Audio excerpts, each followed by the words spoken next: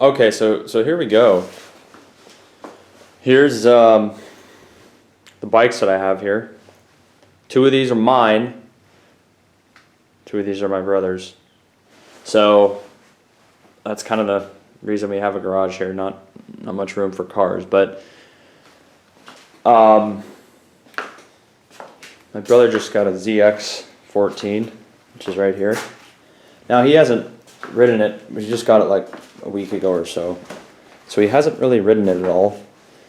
And he still needs to get it, transferred over and licensed and everything. So it has, I believe, like 17,000 or 18,000 miles on it. And he's not really the type of guy that's going to go crazy fast on it. I think he just wanted something a little bit better for longer rides, and there was a good deal on it, so he picked it up because he was rolling around on this, which is, it's actually a 2008 Nightster, and he's had that. He hasn't even had that for a year, but I think he put like 4,000 or 5,000 miles on it just in the past several months. Not a lot of wind protection with this, obviously, with this bike, and after a couple hundred miles, it's pretty uncomfortable. Plus the tank capacity, it only gets, maybe 100 miles to a tank, depending on how you ride it. Very fun bike though. I've ridden it. It's really fun just going around the city and going like anything less than like 60 miles an hour, and then over that, it's not that it's not fun. It's just, it's not the most ideal bike for going long distances. You can still do it, but it's not something I would want to do personally. Now he put that custom fairing on it. It didn't have that on there when he bought it. Other than that though, it's pretty much stock. The guy that he bought it from a lot of these bikes, just in general don't really get used. Like this bike's a 2008, and he bought, when he bought it, it had like, I think 4,000 miles on it, or 4,500 miles. Now it has, so I think maybe I misspoke earlier. I think it only has like 8,000 miles on it. So I think he put 3,000 or 4,000 miles on it, which that's not crazy, right? But 10, 11 years to go 5,000 miles, that basically means that no one's using it, or that they're riding it 400 or 500 miles a year, which is nothing. I did that in a day on this thing. and on that, to be honest, multiple 300 mile days on that. So those are his bikes. I'm excited to ride this bike. Just because I know there's really not much that you can graduate to after that bike. I'm not gonna, again, I don't really ride fast, but I'm kind of a little scared because that bike, it's hard to not go fast. A little bit of the throttle and you're going fast. So it'll be interesting to ride that at least.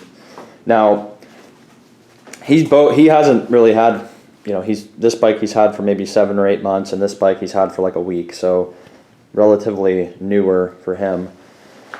I'm gonna get to this bike here, which has been awesome, even though it's not the, it's kind of an old man bike, but whatever.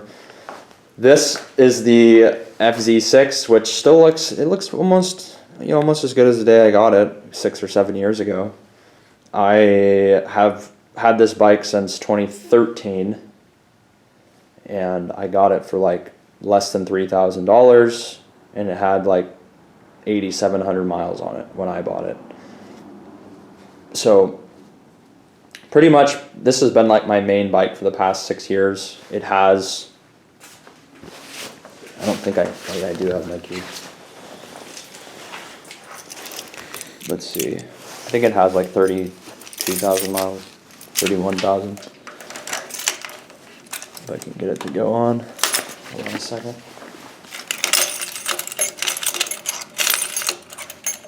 Yeah, that's another thing with this bike.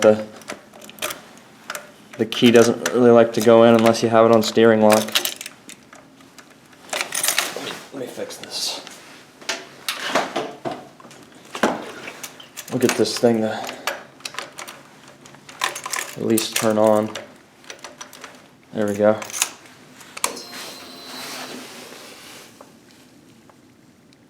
$31,000, almost $32,000. So over 20,000 miles, 25,000 miles roughly that I've put on this bike.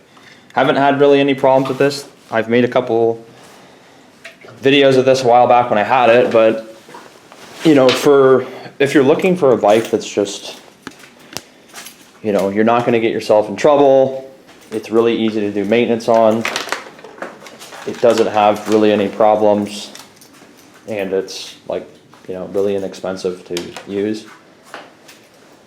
That's a really good bike. I mean, literally, there's no fairings on it, so that's my biggest problem with especially this bike. And really, even any bike like this, it's like whenever you actually have to do anything, you have to take off fairings, which, again, for like a mechanically inclined person who knows how to do it, it's still a pain in the butt. But for someone who doesn't, I can take stuff apart, I guess, but putting it back together sometimes is the harder part, right? And so that's kind of why I left with this bike here. I didn't even put these things back on, so there's this metal piece just hanging out because I didn't care. I didn't want to put all that junk back on there. But anyways, this bike, again, I've had it 6 years. So what is that? Like 4,000 or 5,000 miles a year that I've put on it. It does pretty much everything. I mean, again, it's great for going around town. I think pretty much any bike is awesome except this bike. I mean, if you're going to go around town, you probably don't want to be riding this big Bertha. But even the freeway on this bike is not bad. It's not overly fast, but it'll do 75, 80 miles an hour pretty much all day. The seat's not really all that comfortable, but again, any bike that you're riding that's this small, it's after like 3 hours, you probably want to take a break like almost every hour to hour and a half just to get off and stand up, and because believe me, your butt will start hurting after like 90 minutes to 2 hours. But 5 or 10 minutes and you're back ready to go again. Now this bike, this is kind of the last one here. This is a BMW K1200. So it's a 1999 model. I got it for $2,000. Pretty much, you can find these bikes for pretty cheap. I mean, there is a really great used market for motorcycles because they keep making more bikes every year, right? And the old ones, most of the time, they just don't get used. I mean, people that buy motorcycles, probably the majority of people do not ride them year round, right? And then even the ones who, my thinking is if you buy a motorcycle, that means you're into motorcycles, but most people will not ride them year round, and then most people will not ride them even when the weather's nice because, I sometimes do that too. You're too lazy to get all suited up. You don't want to get all the gear. You don't have a lot of storage. It's just much easier to get in a car and just take off. So these are largely recreational vehicles, and this one only had like less than 20,000 miles. It had like 19,000 miles on it, and it's 20 years old, and it's not a small motorcycle, right? This is a type of bike where you could go on it and just go to New York, okay? And to give you a reference, I'm on the West Coast. So, these bikes commonly, if you look them up, any sort of BMW bike, it's like 60,000 miles, 80,000 miles, 117,000 miles, right? Especially one that's this old. So that's part of the reason why I wanted to snag it up. Another thing was I just wanted to do some longer rides, and I thought it would be interesting to just be on kind of a big bike that had a lot of the bells and whistles. And so this bike definitely is that. I mean, I've done nothing crazy, but 400 miles I did a ride of that. I did a ride of like 500 miles basically all around the state, and it did it without a problem. So, and I mean, it's really comfortable too. So you could probably do 1,000 miles a day on this if you wanted to. It probably wouldn't be a huge stretch. I mean, you just have to be riding all day, and it's really smooth. I mean, it'll be going. You can cruise at whatever speed, and it's incredibly comfortable. Did have a couple problems with the bike. Anything that's 20 years old, I bought it in the winter too, so I don't know the last time it was really like ridden or serviced or anything. The guy that I bought it from though was, you know, just an older guy, and I think he had some health issues, and just that's the majority of motorcycles. They just really just sit and don't get used that much. So good deal. But the fairings on this, absolute nightmare to take off. I spent all day trying to take these fairings off and change the fuel pump, which was a nightmare. And I didn't even change the fuel pump. I just took off all this fairings and all this, you know, junk up here to get to the gas tank, which is under this. It's a big, like, 6-gallon gas tank. And then the fuel pump was, I mean, it was an all-day thing to get that out of there. So basically, I'm happy that the fuel pump gave out like only two miles from my mechanic's shop, because I don't know how it would have cost me hundreds of dollars probably if I was in the middle of nowhere and needed to tow this thing, because you're not moving this thing if it doesn't start. You're not moving it. It has a reverse gear. I mean, it literally has it's on the other side, but it has a reverse gear. So even if you park this in a parking spot, you literally, like most bikes, just get on them and you can start rolling backwards, right? And the bike will start moving with you, but not this thing. You're not low to the ground, so you're sitting up kind of high on it, higher than you would on all these other bikes. And then I think it's over 800 pounds. I think it might even be close to 900 pounds. So it's a beast. So that was the biggest thing, was changing the fuel pump. The brake line also gave out. That was like a couple $100 as well to get a brake line and then have it, you know, installed. The brake, that included the brake pads on the front. I think my rear ones are used. I can hear them starting to squeak anytime I use the rear brake, so that's probably something I'm going to need to change as well. But the brake line actually, you know, burst, and so I had to get a custom line made for this bike. But again, lots of storage. This thing in the back has just a great amount of storage. I think it's open. No, I locked it. So this is really where you put most of your storage back here.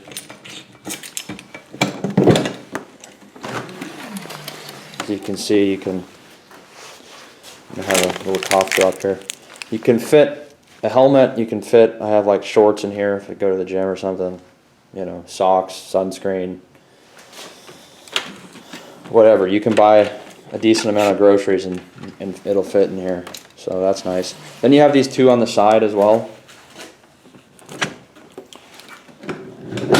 You have these two on the side, which this one actually has a 6-disc CD player, which, you know, that's largely been phased out in most vehicles nowadays, but that's the 6-disc CD player.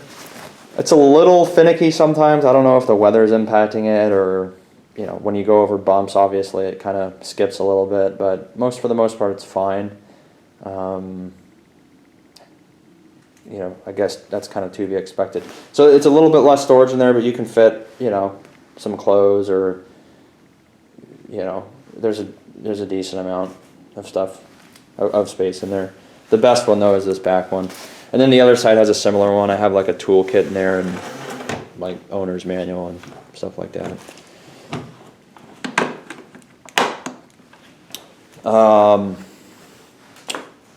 It did fall over on me once, and I don't know if that was just because I didn't have the kickstand all the way out, so I'm a little nervous about that.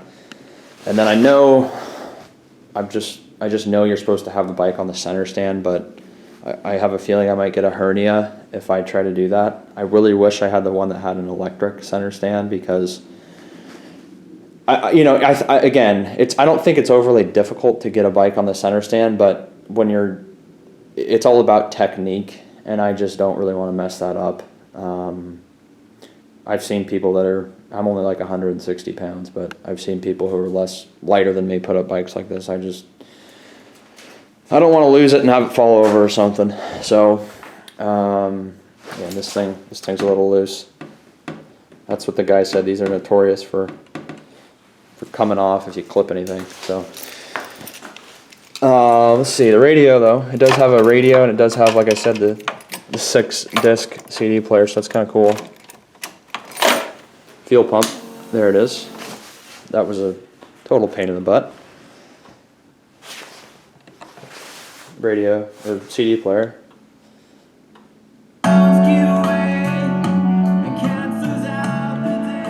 So you got you can listen to the tunes. Radio's not bad. You know, you can control the volume. You can mute it from back here as the passenger. You can mute it from up here. You have, you know, volume up, track, mute, same button. This see, that comes up, the visor. High beam, horn, turn signals. It does have cruise control, but that's the really nice thing about these bikes is the throttle will just kind of stay there. If you're going 70, 75, you know, it'll just stay there unless you roll it back. So you can take your hands off for a while, or just have one hand, or you don't have to be throttling down the whole time, which is nice.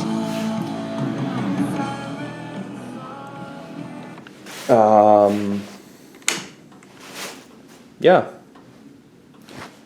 The display, you can't really see it all that well in here. It's not the best design, I don't think, as far as just the display, but it's just one little small thing that'll tell you the track. But I think the weather's kind of had its toll on it. But overall, I mean, for 20 years, and there actually, I don't want to open this up now because I leaned over to the left, but there's a CB radio in here. So again, that's way before my time as far as technology and understanding how to use one of those. But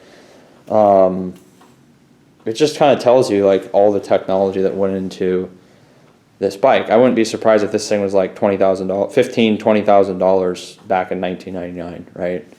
Just because this is like a top of the line, you know, cross country motorcycle back then. So all in all, I'm really happy with this, and I'm, you know, looking forward to doing, like, going to different states and going across the country eventually on this bike. The one thing that I don't think works though is the heated grips.